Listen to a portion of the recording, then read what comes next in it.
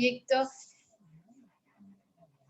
le estamos dando inicio a un proyecto hermosísimo que es visibilizar todas esas acciones positivas que se están creando en el mundo. Y qué mejor manera de que comenzando con Ciudad de Bolsillo, que los admiro muchísimo a nivel personal y qué grato tenerlos acá con nosotros. Bueno, con nosotros está Pablo Fuentes Flores, arquitecto urbanista de la Universidad Católica de Chile. Él es socio de Ciudad de Bolsillo. Y bueno, yo no voy a dar más información porque acá lo tenemos. Nos vas a estar comentando cómo nació Ciudad de Bolsillo, cómo se está desarrollando, cuáles han sido sus impactos más positivos o realmente que están cambiando la ciudad y que están desarrollando nuevas tendencias. Entonces, Pablo, adelante, estamos contigo. Y bueno, las preguntas vamos a dejarlas al final.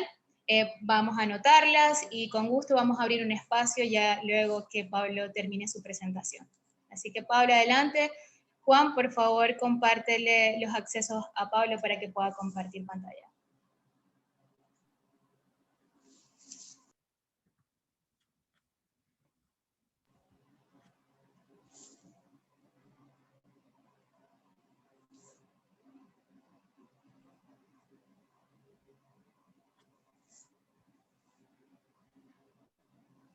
Todavía no Pablo, puedo ya compartir pantalla. Todavía no, bueno, ya Ahí sí, estamos... ahí sí, ahí sí, ahí sí. Ok, perfecto. Bueno, Ahora Pablo, sí, los Pablo. micrófonos Bueno, son ya te tuyos. compartimos. Sí, Pablo, te compartimos el host y debes observar en breve si hay personas que de cierta manera puedan ingresar, los aceptes, ya que, bueno, eres tú el host en estos momentos. Muy bien, me gustaría saber si es que ven la pantalla completa o ven la pantalla como en modo de trabajo del PowerPoint. Vemos la pantalla completa. Fantástico. Muy bien, buenas tardes. Muchas gracias al CIB Joven de Zulia de Venezuela y particularmente a Anaís, quien es quien tomó contacto con nosotros. Mi nombre es Pablo Fuentes, soy arquitecto urbanista, director o socio de Ciudad de Bolsillo, una oficina de arquitectura o una consultora o firma consultora internacional dedicada a la innovación en el espacio público. Nosotros somos fervientes seguidores del trabajo que hace Jan Gehl y a través de su estudio Gehl Studio, lo que hace el PPS, lo que hace NACTO en Norteamérica, y nosotros hemos sido seguidores y también precursores de la adaptación de estos modelos internacionales a las lógicas latinoamericanas, que ustedes saben, distan mucho de Copenhague, Nueva York, o el propio París, las cosas que se hacen en España. Las lógicas latinoamericanas son distintas y nosotros somos placemakers o urbanistas tácticos por naturaleza, porque estamos acostumbrados a adaptar la realidad a la escasez y al ingenio. Como introducción quiero contarles que Ciudad de Bolsillo está, como les decía, enfocado en la materialización colaborativa, innovadora y sustentable de espacios públicos. Y nuestro propósito mayor no es solo hacer mejorar la calidad de vida, que es lo típico que dicen los arquitectos, sino más bien enriquecer la convivencia entre las personas y las instituciones, cosa que hoy día está tremendamente fracturado a nivel mundial. Hoy día no se le cree a los gobiernos, no se le cree a las empresas, no se le cree a la iglesia, y nosotros creemos que parte de esta desconfianza es producto del individualismo, y el espacio público cumple un rol bien importante para reconstruir las confianzas entre personas, y también entre personas e instituciones, y también entre instituciones. Hemos tenido la suerte de desarrollar proyectos no solo en Chile, sino también en Uruguay, República Dominicana y ahora último en Guatemala, un proyecto llamado Barrancos de Bolsillo, y todos tienen el factor común de ser proyectos que se preocupan, por ejemplo, de la peatonalización de calles vehiculares, recuperación de terrenos subutilizados, baldíos, entendemos las paradas de transporte público no solo como una infraestructura, sino que como un espacio de uso público, de disfrute, que además presta el servicio de ser un refugio para esperar el autobús. Hemos trabajado en zonas centrales, áreas patrimoniales y también en áreas deterioradas. Una característica bien especial de Ciudad Bolsillo tiene que ver con que es una firma consultora predominantemente femenina. Nosotros creemos que el futuro es femenino, coincidimos con la causa de igualdad de derechos, de búsqueda de igualdad de derechos de la mujer que han sido pospuestos durante décadas, siglos en realidad, y que hoy día creemos que estamos en una época femenina y la conformación de nuestra oficina está orientada también a recoger todas esas sensibilidades femeninas que permiten entender la ciudad como un espacio de cuidado, un espacio de, no de cuidado de advertencia, sino que como espacios que protejan a las personas que viven y gozan y disfrutan estas ciudades. Comulgamos o coincidimos con los objetivos de desarrollo sostenible que plantea la Organización de las Naciones Unidas, principalmente con este objetivo número 11, comunidades, ciudades y comunidades sostenibles, y recogemos el rol que tienen los espacios públicos para avanzar en esta materia. Como ejemplo, quiero hablar del caso de Santiago de Chile, una ciudad de 7 millones de habitantes, una ciudad-región de 7 millones de habitantes, que es la más pequeña en superficie, pero concentra el 42% de la población del país, de Chile. Chile, a diferencia de Venezuela o de Colombia, por ejemplo, no tiene una super ciudad que es Santiago de 7 millones y las que le siguen no llegan al millón de habitantes, lo que hace que sea una predominancia fuerte de Santiago. Existe el dicho que Santiago no es Chile, precisamente porque las noticias se llevan el 90% de lo que pasa en las noticias de nivel nacional, son el caso de Santiago, y hay un 10% que lo hacen en los canales de televisión locales, pasan los últimos 10 minutos con noticias de sus respectivas regiones, pero lo que pasa en esas regiones escasamente se ve en Chile. En este escenario totalmente centralizado de una ciudad primaria importante como es Santiago, existe un estudio reciente del año 2017 que indica que casi el 90% del espacio público, es decir, todo el espacio que está fuera de las líneas oficiales, está destinado a la movilidad y a la circulación. Dentro de ese 90% me atrevo a decir que el 70% está destinado a la circulación de vehículos motorizados. Por otra parte, sabemos que las áreas verdes cumplen un rol muy importante en el desarrollo integral de los seres humanos, y cuando queremos avanzar en la reducción de los déficits en la materialización de áreas verdes, en los climas de Chile las áreas verdes son súper importantes porque es difícil mantener áreas verdes, sobre todo de Santiago hacia el norte. Estamos en la latitud 33 sur nosotros, desde el 17 donde nace Chile hasta el 33, ahí está declarado en sequía. Desde la región, desde Arica, en el límite con Perú hasta Santiago, está el avance de la desertificación sostenido en el último tiempo. Por ende, mantener el tema de las áreas verdes es un tema muy importante para la calidad de vida de las personas. Cuando las políticas públicas intentan avanzar en esa materialización, se encuentran con varios obstáculos. El primero de ellos es que no hay dinero para ejecutar un área verde nueva, para construir un área verde nueva. El segundo es que cuando hay plata o dinero para construir un área verde, no hay dinero para conservarlos, porque los ministerios nacionales disponen de dinero para la construcción, pero la mantención es responsabilidad del propio municipio que recibe esa inversión. Entonces, hay municipios que, pudiendo recibir una donación de un área verde importante, de unos 7 millones de dólares, 10 millones de dólares, prefieren decir, no, muchas gracias, no tenemos dinero para mantenerlo.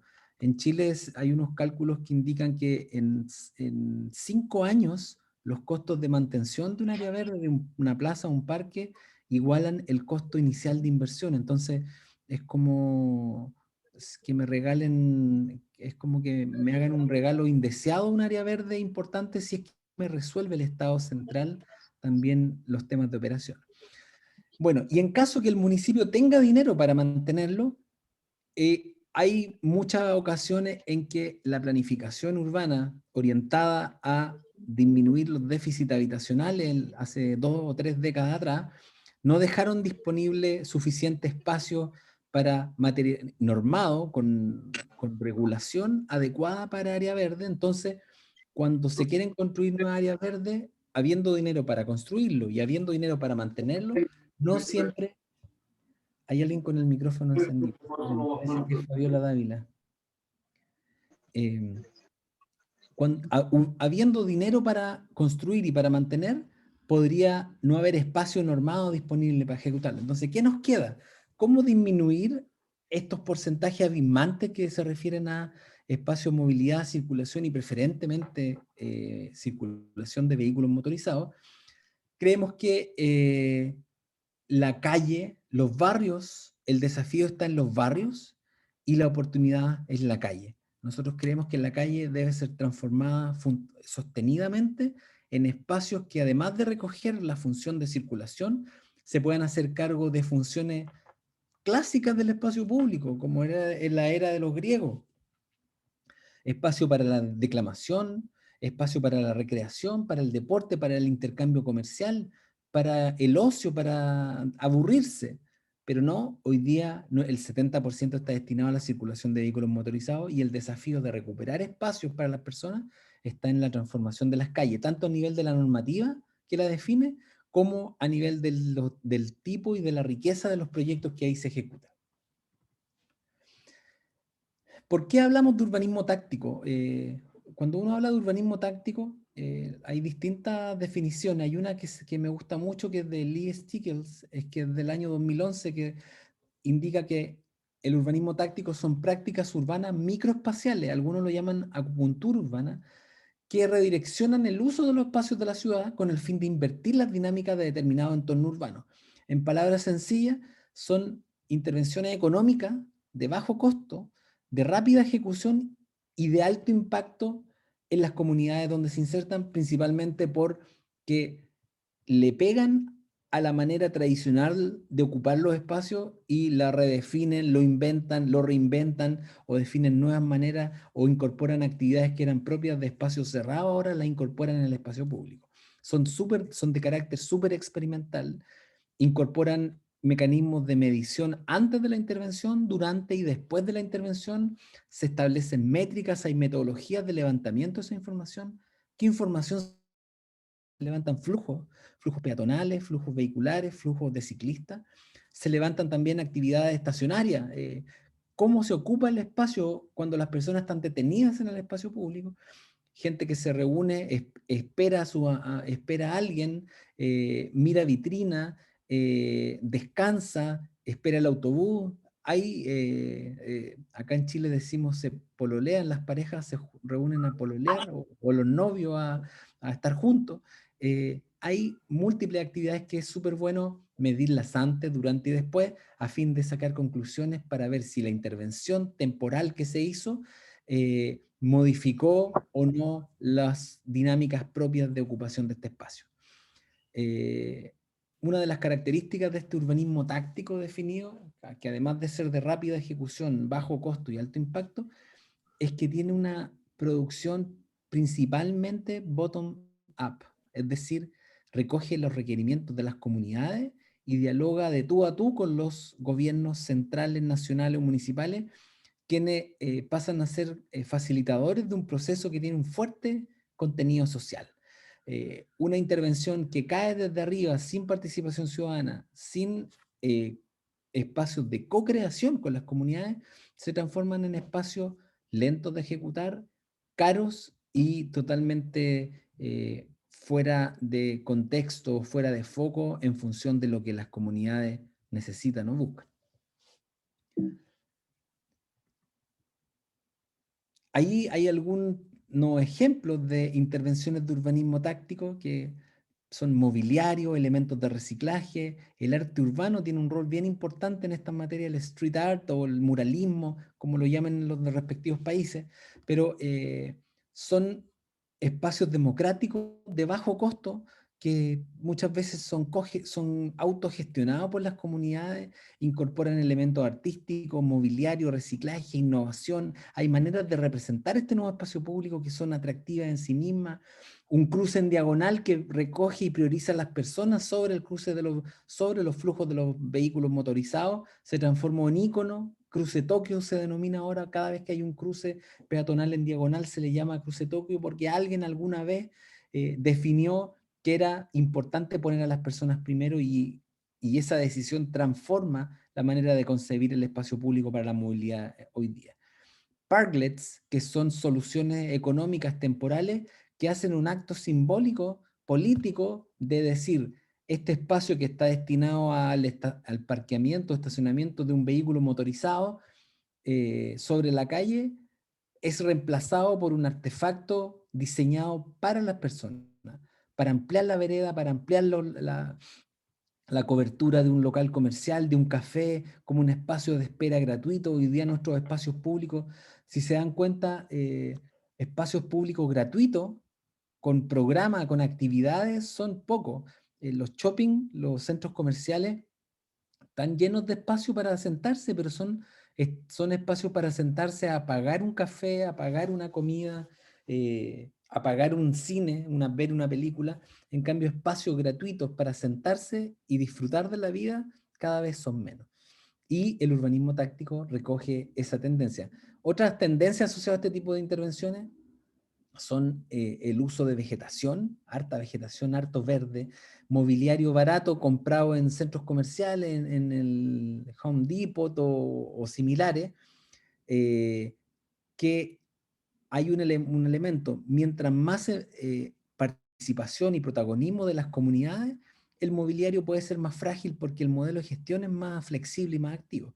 Cuando no hay participación, el mobiliario tiene que ser robusto, antivandálico, empotrado, porque de lo contrario se rompe o se roba. En Estados Unidos, en Times Square, se puede poner una silla elegante en la calle y nadie se la lleva. Acá en Santiago de Chile estaría 5 minutos o 2 minutos y si alguien la doblaría y se la llevaría a su casa. Eh, Hemos tratado de jugar con esa tensión entre lo público, lo privado, lo frágil y lo más robusto, porque a veces confiamos más en las comunidades, ponemos cosas que son robables y han durado más de lo que pensábamos. Otro elemento que influye en esta constitución del urbanismo táctico o del entendimiento ha sido la pandemia. Hoy día el urbanismo táctico ha aparecido como una estrategia para testear soluciones urbanas, promoviendo el uso, por ejemplo, de ciclovías temporales o ciclovías de emergencia, se han llamado acá en Chile, donde solo con pinturas, sin segregadores robustos, que son más caros y lentos de ejecutar, solo con pintura los distintos municipios han aumentado, dispuesto de más espacio para peatones y ciclistas, espacios para el distanciamiento físico, demarcaciones, el típico círculo para hacer la fila de una manera segura, las filas de espera en los lugares de registro civil, servicios públicos, bancos, están llenos de estos círculos de espera en Latinoamérica. Y después de 3 años de trabajo en proyectos de urbanismo táctico, hemos evolucionado a un concepto distinto, que se llama urbanismo práctico, que corresponde a un tipo de intervenciones que recogen la frescura del urbanismo táctico, recogen la innovación, el carácter experimental, los mecanismos de financiamiento diferenciados del ámbito público y privado, que permiten hacer las cosas más rápido, con menores costos y con harta conexión con la comunidad. Pero, a diferencia del urbanismo táctico, corresponde a intervenciones que tienen un mayor nivel de durabilidad en el tiempo. Pasa de ser un evento, de una performance urbana, a hacer un diseño de espacio público más económico, pero que es más rápido y que puede ayudar a acelerar la disminución de las brechas de dotación de espacios públicos de calidad en nuestras ciudades. ¿Por qué nos llamamos ciudad de bolsillo? Porque el año 2016, cuando me tocó ser funcionario público en esa época en el Ministerio de Obras Públicas como director regional de arquitectura, teníamos el encargo de transformar este terreno que está ubicado frente al Palacio de Gobierno, al lado del Ministerio de Obras Públicas y al lado de la Intendencia Regional de Santiago. Un terreno súper bien ubicado que había iniciado una empresa constructora unos trabajos y que abandonó a mitad de camino, y me dijeron: Pablo, como director de arquitectura tienes que transformar este lugar en algo más decente, no puede ser que frente al Palacio de la Moneda haya una fachada de esta calidad. Entonces yo me inspiré con mi equipo de la dirección de arquitectura y en 45 días transformamos este basural en esto. El proyecto de arquitectura más minimalista que me ha tocado hacer, que en el fondo es la construcción de este vacío limpio, urbano, el terreno vacío mejor ubicado de Chile, frente al Palacio de Gobierno, un terreno de 450 metros cuadrados, que ahora se veía muy lindo y que me pidieron: fantástico Pablo, pásame las llaves porque vamos a parquear vehículos fiscales, automóviles, las camionetas, etcétera. Y yo les dije: por favor, sobre mi cadáver, ¿cómo es posible que en el mundo estén sacando los vehículos particulares y nosotros estemos dando esta señal? No. Bueno, ¿y qué más vamos a hacer? Pues si este lugar no sirve para nada más. Y ahí es cuando nace el concepto de bolsillo. Yo les dije: hagamos un espacio de uso público temporal. Bueno, y eso que lo que es, ahí le hablé un poco de lo que son los pocket parks, el trabajo de Aldo Van Eyck en Ámsterdam de la posguerra. Les comenté que hay posibilidades de ocupar temporalmente este lugar, y cuando haya un proyecto definitivo que lo reemplace, todo lo que se haga en ese lugar se puede tomar y mover a otro lugar. Ya, pues, si es temporal, hagámoslo de esa manera, nos parece correcto, fantástico, pero Pablo, tú eres responsable de lo que vamos a hacer aquí. Le dije: déjelo en mis manos. Trajimos a Sebastián Cueva, arquitecto, el intendente Claudio Rego, el principal promotor político de esta iniciativa, nos dijo: vamos adelante con esto, me gusta la idea, y empezamos a desarrollar unos layouts como de disposición. Dijimos: ¿qué es lo que tiene que ser? Esto tiene que ser todo mobiliario, incluso los árboles que se ponen deben ser capaces de bajar de un camión y ponerse encima con su propia terrón de tierra. Y en caso de que nos digan tienen que desocupar este lugar, nos vamos con todo a otro lugar. La compra de mobiliario administrativamente es mucho más rápido que hacer un diseño y una ejecución de una obra civil. Bicicleteros también con mobiliario, baños químicos para no hacer excavaciones, un escenario para actividades culturales, quitasoles, sombreadero, sombrilla, mesa, silla, y teníamos el problema de quién iba a administrar esto, porque no íbamos a poner un funcionario público en la puerta de este lugar, en la reja, para que dijera: oye, quién entra, quién sale. Y en el año 2016 aparecen los primeros food trucks chilenos, made in Chile, bien encantadores, como innovadores respecto al tema, sin ninguna normativa vigente al respecto. Contactamos a esas asociaciones de food truck y les dijimos: ¿saben qué? Les tenemos el proyecto perfecto para ustedes. Un espacio muy bien ubicado, donde ustedes no tienen que pagar nada, salvo poner el alma y cuidar esto para que se mantenga todo lo que se pueda. Le encantó la idea porque la renta de un espacio de estas características en el centro de la ciudad debe costar del orden de $5.000, $5.000, $10.000 mensuales. Y a ellos no les cobramos nada, pero a cambio debían abrir, cerrar, limpiar, reponer, pagar el agua, la luz, mantener. Cosas que si no serían de cargo del Estado.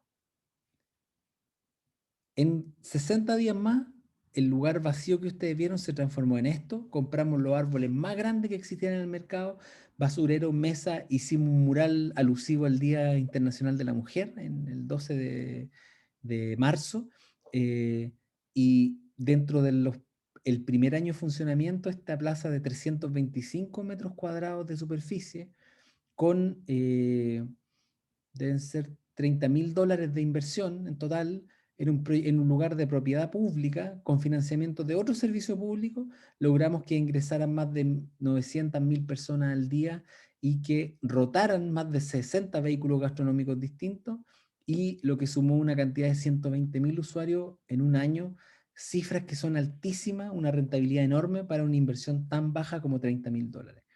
El Ministerio de Obras Públicas, por ejemplo, no hace proyectos de menos de 1, 2, 3 millones de dólares. Acá tenía un proyecto de $30.000 que tuvo una rentabilidad y una aparición en la prensa altísima.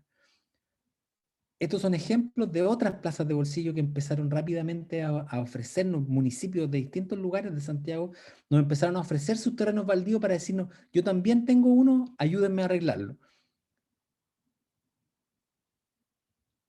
Por ejemplo, este que me emociona son 3.200 metros cuadrados, un terreno baldío ubicado en el centro histórico de la ciudad, al lado de un área de renovación urbana de vivienda. Construimos el primer espacio de uso público de carácter doméstico para el Triángulo Fundacional de Santiago.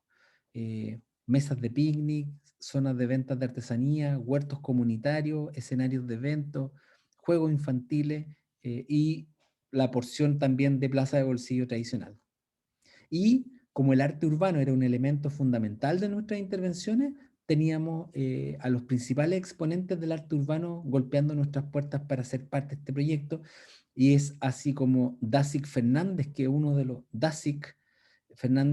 principales muralistas chilenos, hizo el mural de grandes dimensiones en el marco de nuestro proyecto y lo que ha sido uno de los íconos de este proyecto público, Plazas de Bolsillo. 12 plazas de bolsillo se materializaron en 2 años de trabajo. Se hicieron algunas en Santiago y muchas otras fuera de Santiago, y el concepto empezó a tener eco en otros lugares de América Latina y el Caribe, y es ahí donde nace Ciudad de Bolsillo en marzo del año 2018. ¿Qué hemos hecho hasta ahora? ¿Cuáles son los aprendizajes que hemos obtenido? Voy a pasar rápidamente para contarles que somos mucho más que una plaza de bolsillo. La plaza de bolsillo era una manera innovadora de responder al problema de los terrenos baldíos en zonas patrimoniales históricas, con altos niveles de flujo peatonal. Pero esas condiciones no son comunes en nuestras ciudades, son aplicables en algunos lugares, algunos los acusan como de intervenciones gentrificadoras, y nosotros dijimos, mira, nosotros podemos hacer mucho más. Entonces empezamos a enfrentar distintos problemas urbanos en las ciudades chilenas y también en otras ciudades de América Latina. Por ejemplo, en República Dominicana trabajamos en un lugar que se llama Ciudad Juan Bosch, que es un proyecto inmobiliario público-privado que considera 25.000 apartamentos, más de 200 condominios distintos, 100 o 150 o 200 condominios distintos, y cada condominio era una isla en sí mismo. Y el espacio público dentro de los condominios era bien atractivo, pero fuera de los condominios no había nada. Habían calles, señalética y nada más. Nosotros hicimos el primer proyecto de espacio público fuera de los condominios que generó una escala intermedia de espacio público y de equipamiento comercial, porque incorporamos a los emprendedores de Ciudad Juan Bosch como socios operadores de este lugar. Creamos el concepto de socio operador, que no existe en nuestra normativa, pero que corresponde a un emprendedor de organización mediana o pequeña, que a cambio de administrar un lugar, recibe la posibilidad de estar en ese lugar de manera gratuita, lo que significa un beneficio tanto para la inversión pública como para ese propio emprendedor.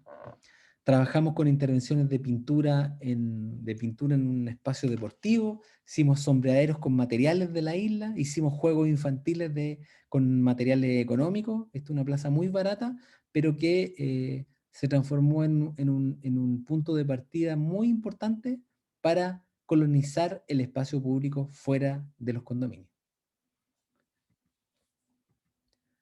En Montevideo, en Uruguay, en Ciudad Vieja, en pleno centro histórico, había un triángulo muy atractivo, este espacio que está aquí de madera, que estaba tomado por personas en situación de calle y quienes incluso hacían sus necesidades en el lugar. Nadie entraba, y está al lado de la peatonal Sarandí, que es uno de los lugares más concurridos del centro de Montevideo. Hicimos distintos talleres de participación, incorporamos a colectivos culturales y LGTBIQ+, que son los grupos a quienes está destinada esta plaza. Esta plaza es la primera plaza consagrada a la diversidad sexual en América Latina, el año 2014, y que estaba súper votada, como decimos nosotros. Hicimos talleres, participación, y definimos que lo mejor era poner galería fotográfica, un mural de grandísimas dimensiones, celebrando, festejando el tema de la,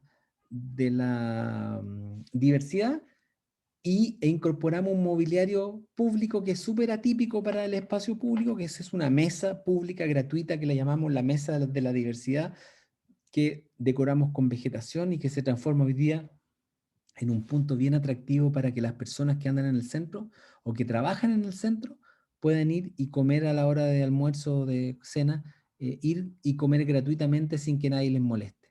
Y está administrado por un carrito de café y por un restaurante que está a la vuelta, que se preocupa de mantener y de limpiar. De nuevo está la figura del socio operador, intervenciones económicas que activan lugares. Otro proyecto en República Dominicana con un presupuesto bajísimo, bajísimo, pero que con la participación de muchas personas logramos materializar un espacio de juego en un área vulnerable de Santo Domingo Este en República Dominicana. De nuevo, con elementos colgantes, zonas de juego, pero también con un mobiliario sencillo, pero que fabricamos con los vecinos, con las herramientas que ellos tenían y con un par de trabajadores que vinieron de Chile a República Dominicana, logramos hacer esta mesa de camping o de picnic que permite que la gente pueda ocupar de mejor manera estos lugares. En Arica, acá en Chile, nos dimos cuenta que había un grupo de muchachos que ensayaban K-pop frente a estos ventanales espejados de un edificio público, frente al municipio de Arica. Y nos dimos cuenta que hacía mucho calor, que no tenían nada de sombra, que no tenían electricidad para conectar sus aparatos electrónicos, los parlantes, las bocinas, sus propios teléfonos móviles, y creamos esta especie de plataforma escenario que permite que además de ensayar puedan estar esperando sentados algunos, pero que en momentos especiales se transformen en el escenario de verdad para que las bandas puedan hacer sus propios festivales. Fue todo un éxito y nos tiene muy orgullosos también. No pudimos poner sombra en este lugar porque las dimensiones que habían entre el edificio y los pilares que teníamos acá, era una luz muy grande, mucho a distancia, y el efecto que provocaba la vela de estas telas que habíamos puesto era demasiado fuerte y podría haber dañado los cimientos de esos pilares. Pero desarrollamos después una propuesta para hacerla de manera mucho más acotada y quedó como para una etapa posterior. En Arica, por ejemplo, también hicimos un festival de intervenciones urbanas, cerramos una calle que diariamente se encuentra, como pueden ver acá en la parte superior, con muchos vehículos motorizados, transformamos ese lugar, pintamos el piso, pusimos quitasoles, hicimos eventos, música, baile, arte, cultura, y la gente quedó con la sensación de ¿por qué tenemos que aguantar que los vehículos de gente que no vive aquí empañen nuestra experiencia doméstica de vida urbana, empañen el valor patrimonial de nuestro barrio? Logramos generar esa conciencia. Hoy día las estadísticas indican que el nivel de apropiación y de cariño que la gente tiene por su barrio se ha ido incrementando sostenidamente. Ahí hay otras imágenes de ese festival de intervenciones urbanas que hicimos con la comunidad. 3 días se transformó la calle, terminamos una obra improvisada con los vecinos, donde hicimos murales participativos con artistas locales, muy, muy atractivos.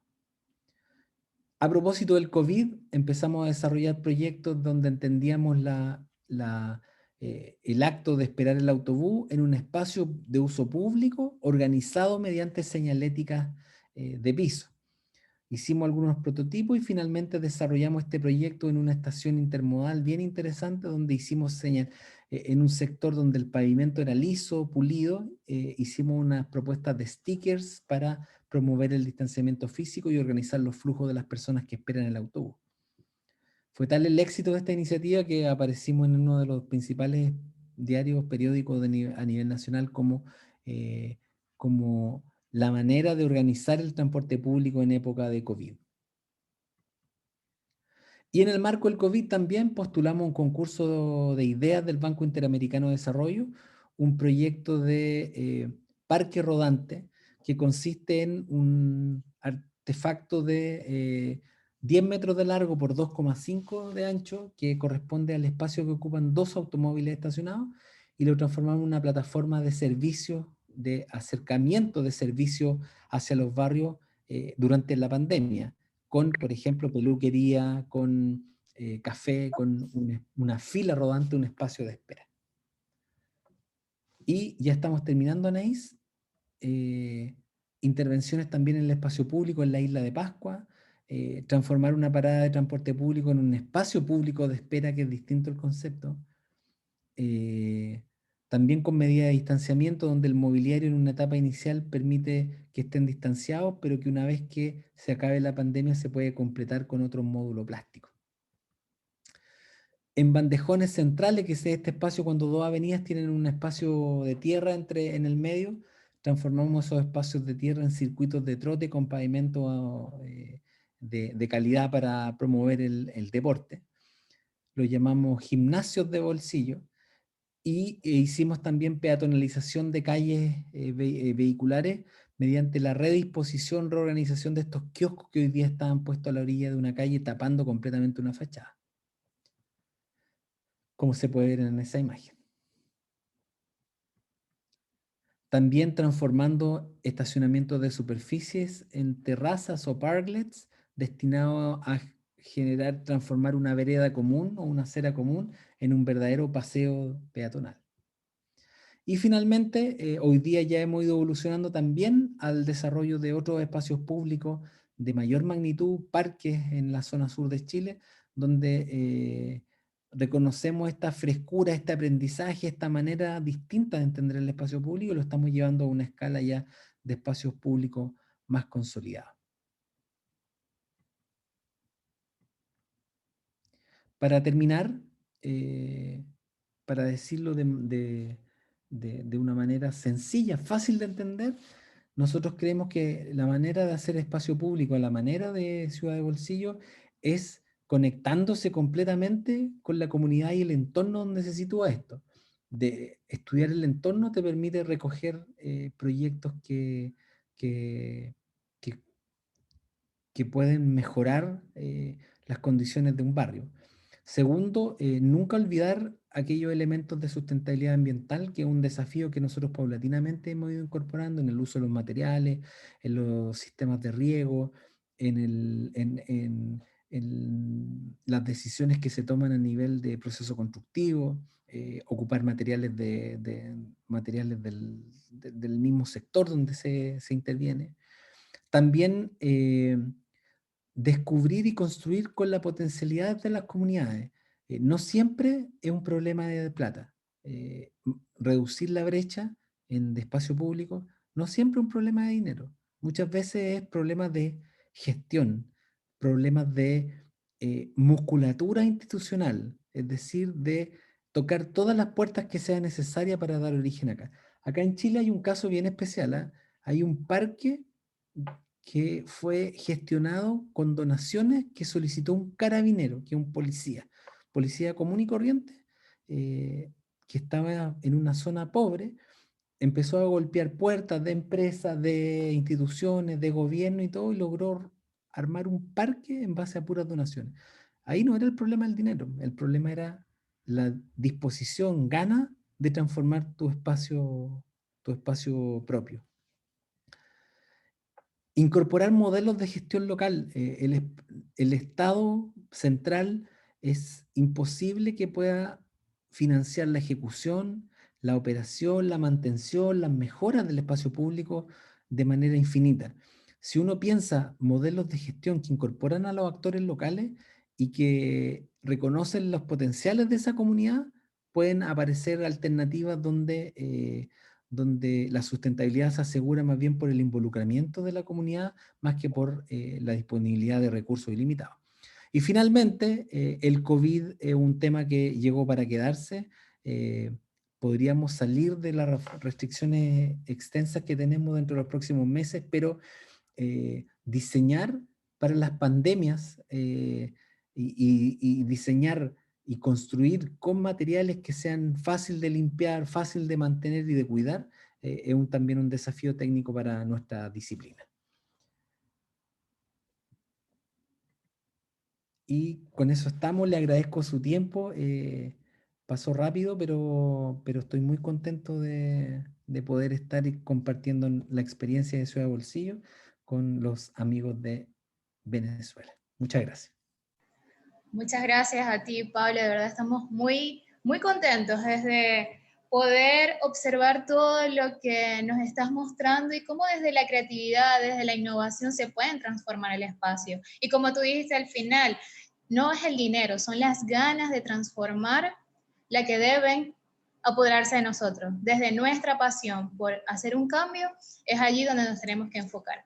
Pablo, nos comentaste de ciudades y comunidades sostenibles, el desafío son los barrios, pero las oportunidades son las calles. Me encantó esto. Redefinir los espacios con rápida ejecución, tener en cuenta lo que piensa la gente, no darle, o en la medida de lo posible, la importancia a los vehículos, sino que la gente, quien vive en esa localidad, es quien de verdad debe tener la disposición de recorrer sus calles y disfrutarla. Hablamos de urbanismo táctico como respuesta frente a la pandemia, urbanismo táctico y urbanismo práctico, espacios de uso público temporal, y algunas reflexiones que nos pudiste dar al final. De verdad, muchísimas gracias. Los chicos por acá están bastante activos, así que bueno, voy a continuar leyendo algunos comentarios que nos tienen acá en el chat.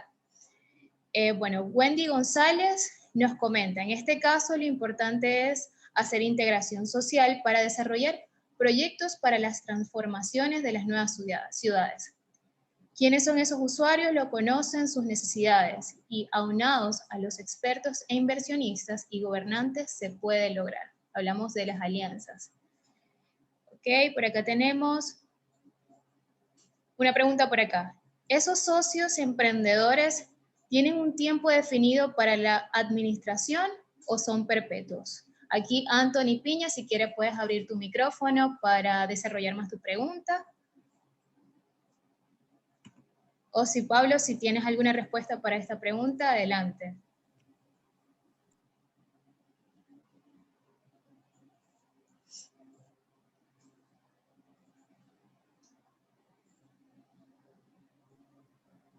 Wendy González hizo la pregunta. ¿Quiere explicarla, Wendy? Anthony Piña, cuando nos pregunta, ¿esos socios emprendedores tienen un tiempo definido para la administración o son perpetuos? Sí, mira, cuando se hacen inversiones públicas, en Chile la normativa impide que se le asigne recursos públicos a una persona privada de manera directa. Se puede hacer mediante licitación pública o mediante un subsidio donde recibe ese subsidio producto de que cumple con ciertos criterios para selección. En este caso nosotros hicimos una alianza estratégica, un convenio de colaboración con las asociaciones de food trucks que existen en Santiago de Chile en esa época y quienes se comprometieron por escrito a cuidar, mantener, reponer, etcétera, a cambio de un no cobro de la renta por parte del Estado, dado que el terreno es de propiedad pública. Pero además, comprometiéndose a que sus socios, los socios de la asociación, pudieran rotar de manera periódica. Es decir, cada food truck estaba 3 semanas a un mes máximo, y luego entraba una nueva rotación y una rotación. Por eso participaron en hartos carros de comida. Y esas mismas asociaciones se hicieron cargo de las inversiones que son más definitivas. Hoy día tienen baño, tienen lugar para disponer la agua grises, tienen una instalación eléctrica de calidad, porque de ese pago diario que hacía cada uno de los carritos se dispuso de dinero para financiar las mejoras que eran permanentes. Y como el convenio era con una asociación, cada carro aportaba a estos fondos que permitían asegurar las inversiones que le dan la sustentabilidad en el tiempo. Excelente, muchas gracias, Pablo. Por acá tenemos un comentario de Cristian, excelente concepto, innovador y cultural. Karim nos dice, me encantan estos espacios, potencian al máximo la calidad urbana y aportan mucha imagen a la ciudad. Totalmente, Karim. Anthony por acá de nuevo, ¿por qué los food truck es entendible que roten, pero me genera curiosidad cómo disponen de un local o una infraestructura fija? Bueno, ya creo que con esta respuesta que nos dio Pablo hace un momentito nos respondió esta parte. Por acá tenemos otra pregunta. Hasta ahora, ¿qué porcentaje de intervenciones se han consolidado en espacios permanentes? En particular, sí considero que la acupuntura urbana y el urbanismo táctico responden a propósitos diferentes. Bueno, vamos primero con esa. Pablo, si tienes algún comentario sobre esta pregunta, hasta ahora, ¿qué porcentaje de intervenciones se han consolidado en espacios permanentes? Mira, hasta ahora la mitad de esas intervenciones de las plazas de bolsillo se han transformado en permanentes porque no ha habido un proyecto que lo reemplace y segundo porque el servicio que está prestando es de altísimo nivel y ganan todos. Incluso la plaza de Morandé 83 sigue más viva que nunca. Esta pregunta me la han hecho hartas veces, me dicen, oye, pero imagínate si la gente se empieza a acostumbrar a ese lugar y después cuando quieran sacar el espacio público de ahí, va a haber un terrible problema porque van a haber manifestaciones por parte de la gente que no van a querer hacer, entonces el dueño del terreno, que es el Estado, cuando quiera recuperar no va a poder hacerlo porque el rechazo de la gente va a ser muy alto. Yo le respondo siempre que mira, cuando uno tiene un cargo público, es especialista en la administración de conflictos. Entonces, el conflicto es parte de tu trabajo. Y segundo, es mejor que ese terreno baldío haya pasado 2, 3 años con una actividad temporal como esta, a que se haya mantenido como un baldío para siempre o durante ese tiempo se haya transformado en un baldío, espacios que estaremos de acuerdo que los baldíos tienen puras señales negativas. Son espacios de especulación inmobiliaria, son espacios de inseguridad, generadores de inseguridad, son espacios que terminan con la continuidad de la edificación pública, de las edificaciones. Entonces, prefiero asumir el riesgo de ese potencial conflicto y haber entregado un espacio para el uso y goce de las comunidades durante el tiempo que sea necesario. Y frente a la otra pregunta, respecto a los modelos, a las fuentes de financiamiento de los espacios, nos dimos cuenta que si bien teníamos un modelo donde el Estado ponía un terreno y ponía el mobiliario inicial, hubo distintos casos. Por ejemplo, un privado se nos acercó y me dijo, oye, yo tengo el terreno, se lo arriendo, se lo rento al dueño del terreno, yo construyo la plaza, pero déjame cobrarle a mí renta a cada uno de los carros que se ponen en ese lugar. Yo les dije sí, pero primero, tu proyecto no es un patio de comidas, es un espacio de uso público gratuito con programa gastronómico. Esa definición cambió la perspectiva de cómo se hacía, qué diferencia a las plazas de bolsillo de un parque de food trucks, que no son artefactos de consumo y son gratuitos por definición. Entonces este señor aceptó, puso árboles, puso murales, mobiliario, y hay gente que va y come su colación y no le cobran. Pero sí, a los que van y compran, obviamente a ellos se les cobra. Entonces, y hay terrenos donde se han hecho licitaciones de arriendo y un privado se adjudicó el arriendo de eso a cambio de ejecutar obras de mejoramiento. Hay una universidad que dispuso de un patio que tenía botado y que se habilitó como plaza de bolsillo también. Hay otra que en una calle, un container abatible, se transformó en la primera plaza de bolsillo móvil. Entonces, el concepto tal define las reglas generales, pero el lugar específico de intervención, las características del entorno, las características de propiedad del terreno, definen también el modelo de gestión más adecuado. Entonces, no es una fórmula replicable, sino que es un plan general que debe adaptarse a las particularidades de cada caso. Ok, muchísimas gracias, Pablo. Por acá tenemos la mano levantada de Valeria Carmona. Valeria, puedes abrir tu micrófono como tú desees. Hola, buenas tardes. Un gusto de escucharlos. Bueno, tenía varias preguntas. Yo empecé cuando estaba en la universidad un proyecto de urbanismo participativo, más que todo en los barrios empobrecidos, y desde que me gradué he mantenido toda esta propuesta. Sin embargo, me gustaría si nos podría dar una recomendación al momento de abarcar el ente privado, o sea, y la parte del gobierno. O sea, ¿cómo se le puede llegar tanto a la empresa privada para participar dentro de uno de estos proyectos y al mismo tiempo cómo se le puede llegar a lo que es el gobierno también? O sea, ¿qué tipo de propuestas o qué tipo de estructuras se tiene que abarcar con un proyecto de esta magnitud para que la propuesta sea aprobada? Mira, hay un componente que me gusta decirlo porque es súper cierto. Las plazas de bolsillo sin el apoyo de una autoridad política como Claudio Rego, que era el intendente de la época, no habrían tenido la posibilidad de materializarse Bueno, como tal. Porque aprobar $500,000 para hacer 12 o 15... no se escuchó. Perdón. ¿Hasta dónde llegué? Que el dinero que se aportó para crear las 12 plazas no hubiese sido posible Ah, sin esta perfecto. persona. No hubiese sido posible sin el apoyo político de una autoridad como Claudio Rego, que era el intendente de la región metropolitana en esa época. Y uno de los aprendizajes, porque darle $500,000 a la recuperación temporal y a la compra de mobiliario es algo que es difícil de creer por parte de un político. Claro. Entonces,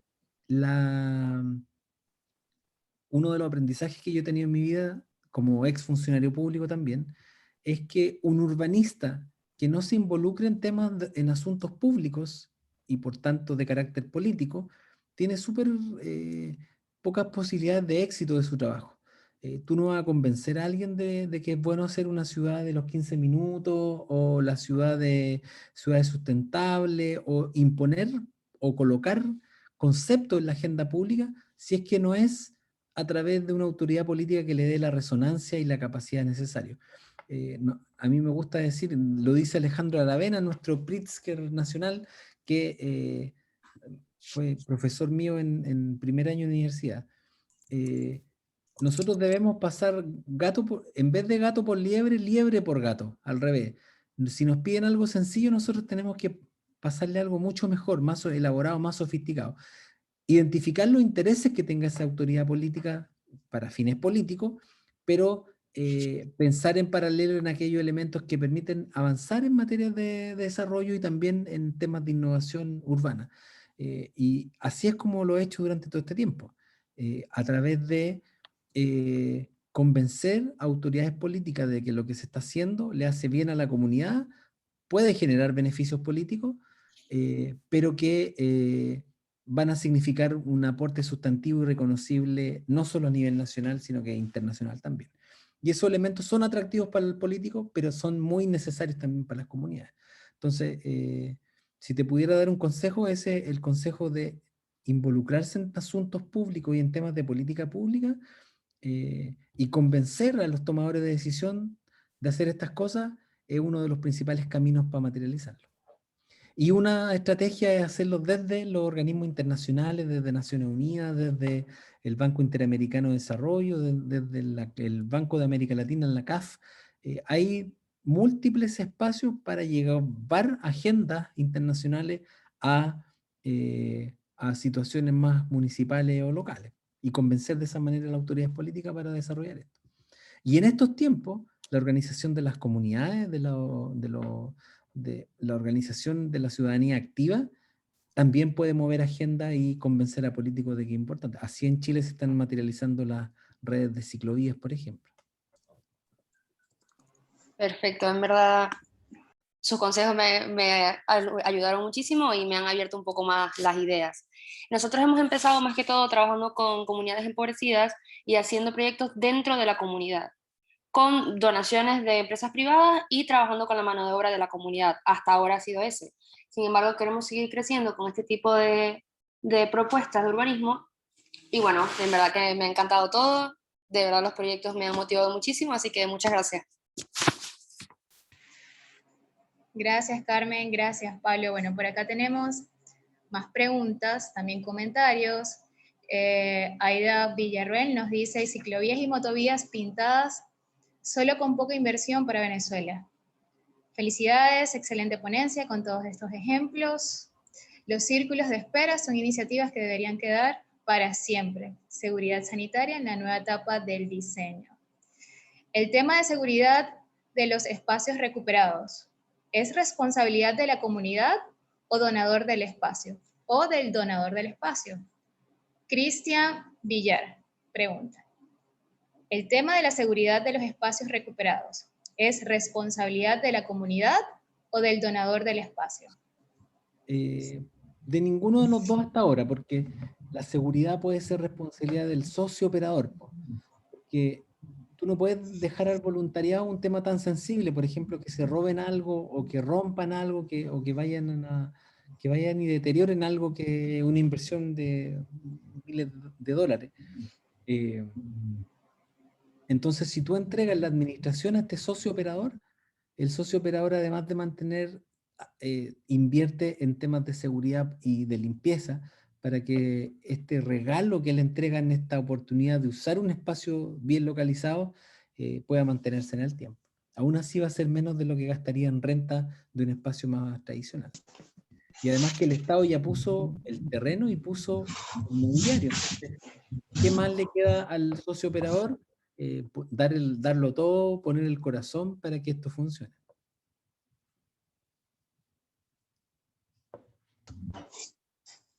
Excelente. Bueno, seguimos por acá. Hay una pregunta bastante interesante. Bueno, hablan de descentralizar la gestión urbana, estudio de vegetación, biota sustentable, libre mantenimiento en un país con pocos recursos. Pregunta. Cuando usted habló del cruce diagonal en Tokio, o cruce diagonal Tokio, quisieran saber y ampliar más sobre esta información, o sea, si nos puede compartir el enlace o dónde podemos ampliar más esta información. Sí, el cruce Tokio tú pones cruce Tokio y aparece el caso de Tokio donde está hecho.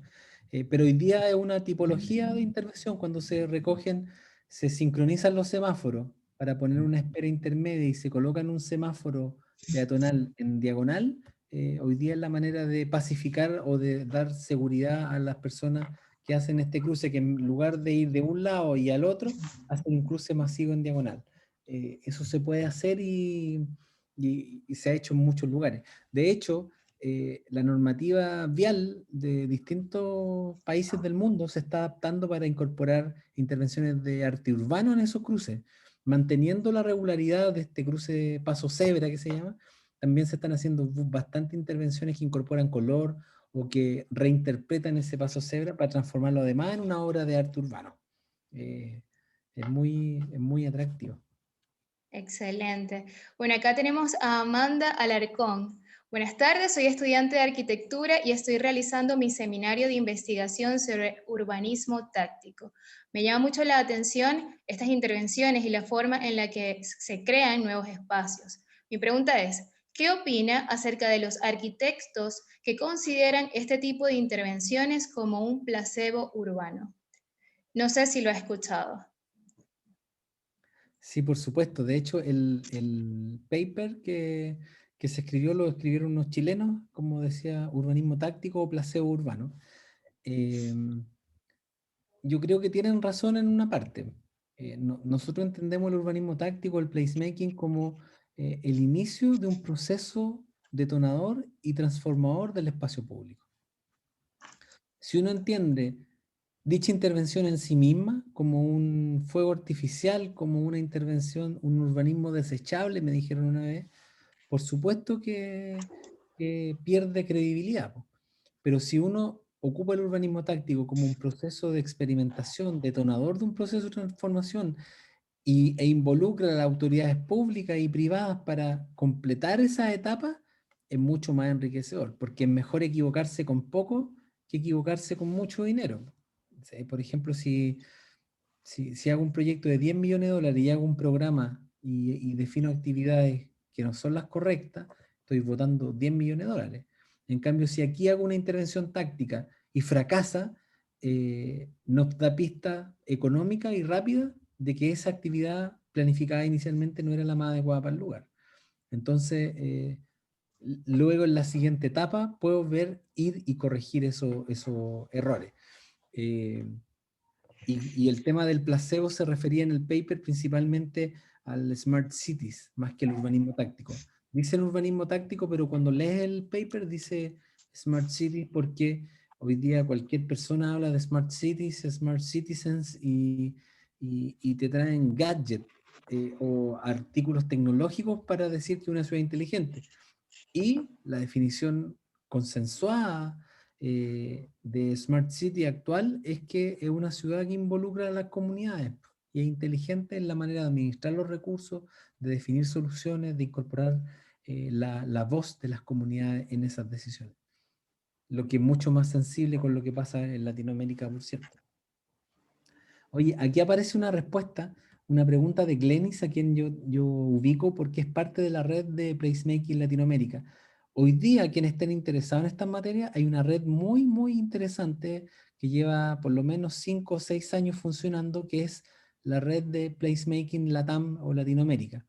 Yo he tenido la suerte de participar en 3 o 4 encuentros mundiales o latinoamericanos, y que tiene ecos también, que nace de Placemaking Estados Unidos, que liderado por Fred e Ethan Kent, que son los creadores de PPS, Project for Public Spaces, y que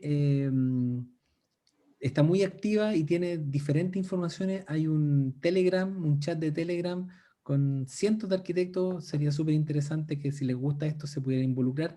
Y Glenis, por cierto, es una de las activistas de Venezuela más reconocida. Entonces, ella hace la invitación a que se una a su red. Saludos, saludos Pablo, te agradezco mucho a ti todo el trabajo que vienen realizando en Chile, como lo mencioné en el comentario, es admirable lo que realizan y es muy motivador para nosotros como venezolanos, no solo como profesionales, sino como activistas. Yo creo que el ver que todos estos jóvenes, muchos que están estudiando y ya otros profesionales, realmente están conociendo estas estrategias de urbanismo táctico como una posibilidad de realizar y de lograr cosas en un país que está atravesando una crisis humanitaria muy dura, que ustedes, bueno, ya muy bien conocen. Por eso aproveché el espacio para hacerle la invitación a todos los que estén interesados en el tema. Vamos a organizarnos, vamos a sumar para que nuestra voz sea una sola y llegue mucho más allá de nuestras fronteras geográficas, para que en Latinoamérica nos reconozcan como un país que sí, que verdaderamente estamos en crisis, pero que tenemos muchísimo potencial. Todavía hay muchas personas aquí que estamos haciendo cosas de poquito en poquito y por eso estas estrategias que muy bien nos ha explicado Pablo son fundamentales que las entendamos, que las veamos no solo como una posibilidad para ciudades o países en desarrollo, sino que nosotros también nos veamos dibujados en ellas. El tema de transformar una pequeña esquina, el tema de lograr que un paso peatonal, este paso de cebra, como ponía el ejemplo Pablo, que podamos reinterpretar estos pasos de cebra, transforman la cara del espacio físico, pero también transforman la mentalidad. Debemos construir esta mentalidad de ciudadanía para poder seguir ampliando estos espacios. Por eso, bueno, el Estado Zulia, Pablo, no sé si tienes la posibilidad de conocer nuestra distribución geográfica, alejado del centro del país, de la capital, pero en realidad es uno de los estados que tiene muchísimo potencial, no solo por la calidad de su gente y la preparación, sino porque es un estado petrolero, como bien sabes, durante muchísimo tiempo nuestro país hoy en día el trabajo que hay que hacer es mucho más duro. El Zulia ha sido también uno de los más golpeados, lamentablemente. Hay una crisis energética muy grave, paradójicamente, en el estado Zulia, y yo aplaudo y admiro que todos los estudiantes y profesionales estén buscando estos espacios para el intercambio de conocimientos, aunque a veces duren muchísimas horas sin luz, muchísimas horas sin internet, el agua también es bastante escasa. Entonces, bueno, agradezco tu tiempo para con ellos y también los invito a que sean parte de este movimiento de placemaking que es realmente interesante, donde podemos aprender y donde podemos hacer estas alianzas con organizaciones internacionales como Ciudad de Bolsillo, y estoy segura que podremos lograr grandes cambios. Gracias, Pablo. Nos vemos el lunes. Bueno, Y, aprovecho este espacio para saludar a Glenis, que también tuve el honor de conocerte, Glenis. Estuvimos en la conferencia de Smart City, en el simposio, y también Glenis tiene un proyecto súper importante que es Monitor Ciudad. También se los invito a que puedan conocer un poco más de ellos, donde los ciudadanos pueden vincularse a hacer sus denuncias, a hablar sobre las crisis o los problemas que presentan sus comunidades con los servicios eléctricos, gas, luz, agua, y todo esto vinculados a los sistemas de información geográfica que de cierta manera pueden aportar a la manera de gestionar ese tipo de recursos en nuestras ciudades. Así que gracias, Glenny, por habernos acompañado. Una sorpresa para mí verte por acá. Y gracias, Pablo, por esta excelente participación. Veo que todas las personas están bastante motivadas, todos están como pendientes de todo lo que se habla. Así que bueno, los dejo para que puedan continuar. Wow, muchísimas gracias, Glenis, por esta intervención.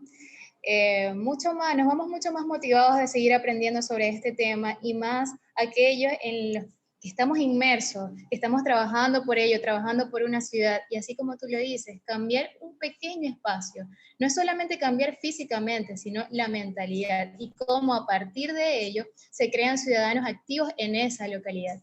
Entonces, bueno, continuamos por aquí.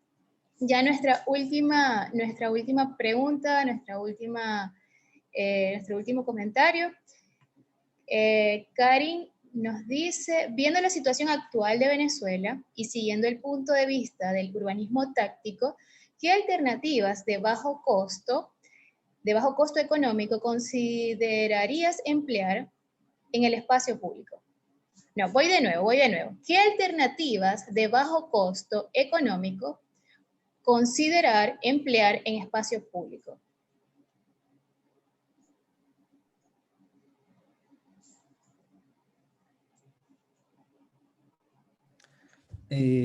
si esa pregunta la hizo Karen, ¿está por aquí Karen? Sí, esta pregunta la Sí, realizó aquí. Karen Kazam. Ok. Aquí Adelante, estoy. Karen. Sí, ¿me puedes? ¿Le gustaría que se las formularía mejor? Sí, por favor. Más detalle. Ok, bueno, sabiendo la situación actual en Venezuela, o sea, y hablando de los parámetros de los cuales se han hablado del urbanismo táctico, ¿cuál emplearías tú para un espacio público acá en Venezuela o en alguna ciudad de Venezuela? Mira, particularmente no tengo el honor de conocer Venezuela, pero sí conozco varias ciudades de América Latina. Yo personalmente, las llantas de vehículos no me gustan mucho, los neumáticos, porque es un residuo que se ocupa bastante, pero que acá en Chile se usó hace 20, 30 años para delimitar canchas de baby fútbol, de futbolito. Y tiene una estética bien como pobre. Eh, Hay muchas maneras de hacerlo de manera más elegante y todo, pero a mí personalmente no me gusta mucho. Y el pallet, que también es un elemento de reciclaje que se ocupa harto, que es económico, masivo, eh, se puede hacer, pero también tiene una degradación muy rápida y se transforman en intervenciones súper puntuales, atractivas, pero que se exponen a que sean definidas como o etiquetadas como placebo o como urbanismo desechable o fuegos artificiales urbanos. Eh, yo lo que haría, por ejemplo, haría experimentación con mobiliario de cemento, de hormigón, de ladrillo, innovar, por ejemplo, con moldaje atractivo hecho con elementos de reciclaje.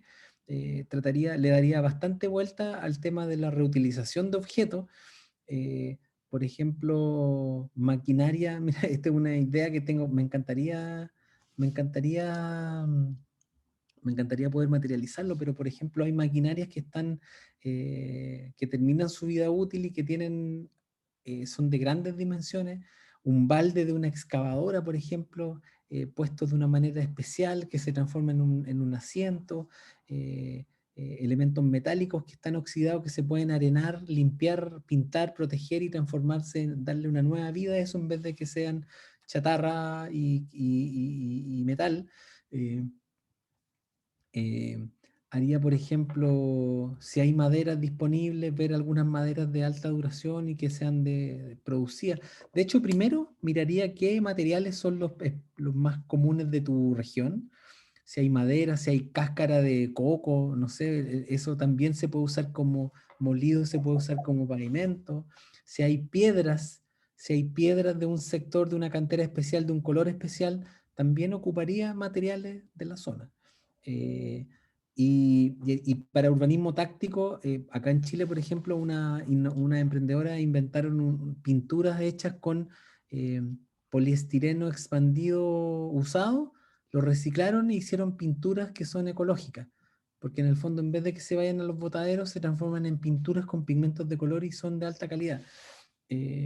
Como que haría una investigación profunda en temas de economía circular, haría una investigación de cuáles son los desechos industriales que se producen en ese lugar que podrían ser reutilizados, de repente hormigones reutilizados para hacer pavimento, eh, usaría, trataría de ver cuáles son los elementos que hacen, que se producen de manera masiva en tu sector. Eh, Cuéntame, por ejemplo, qué tipo de industria hay, de repente hay un residuo industrial que se ocupe harto que se puede repensar. Acá en Chile hay bins, que son como esos cajas contenedores de fruta, que de plástico se limpian, se lavan y se pueden utilizar también.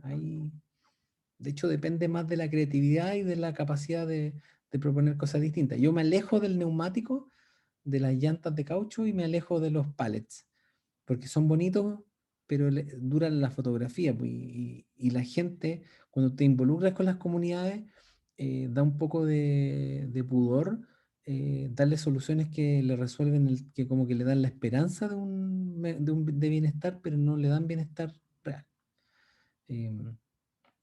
Eso te podría decir, Karin. Muchísimas Muchas gracias. gracias, Quedé muy Cari. Muchísimas satisfecha por la gracias, respuesta. Pablo. Qué bueno. Sabemos que todos aquí también nos vamos muy satisfechos por esta ponencia, Pablo. De verdad, muy agradecidos desde la Fundación CIB Joven. Si tienes algún comentario, algún consejo que nos quieras dar desde todo tu recorrido y sabiendo que en este lugar, aquí presente, existen arquitectos, existen estudiantes, ingenieros, público en general, de cualquier profesión que esté interesada en sumergirse en este tema del urbanismo táctico, ¿qué nos dirías?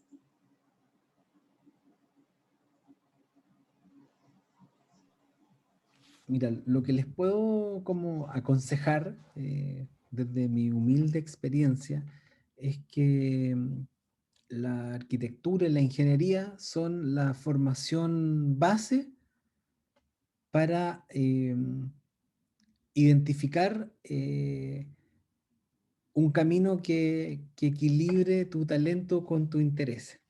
Eh, es bien obvio lo que voy a decir, ¿ah? Pero a veces hay gente a la que no se lo han dicho y que si no se los dicen, nunca toman conciencia de que la vida es el equilibrio entre las cosas que tú eres bueno para hacer con aquellas que te gusta hacer. Hay gente que es bueno para algo y no le gusta, y hay otro que le encanta y es malísimo para hacerlo. Si tú logras equilibrar lo que te gusta con lo que te sale fácil o con lo que tienes talento, eh, tu trabajo deja de ser un trabajo y se transforma en una pasión. Eh, yo después de 15 años en el ámbito público, donde pensaba que mi pasión eran las políticas públicas, hoy día en los últimos 3 años de Ciudad de Bolsillo me cambió la vida y encuentro que tengo la dicha de dedicarme a algo que me apasiona, que es el espacio público, pero que además puedo ganarme la vida y puedo dejar una huella transformadora en la humanidad. Eh, Suena megalómano, pero en el fondo es decir que tengo una vida para gastarla en algo que valga la pena. Y que uno piensa desde el urbanismo y no sé qué, es tan etéreo que uno dice, pero al final, ¿cuál es tu aporte?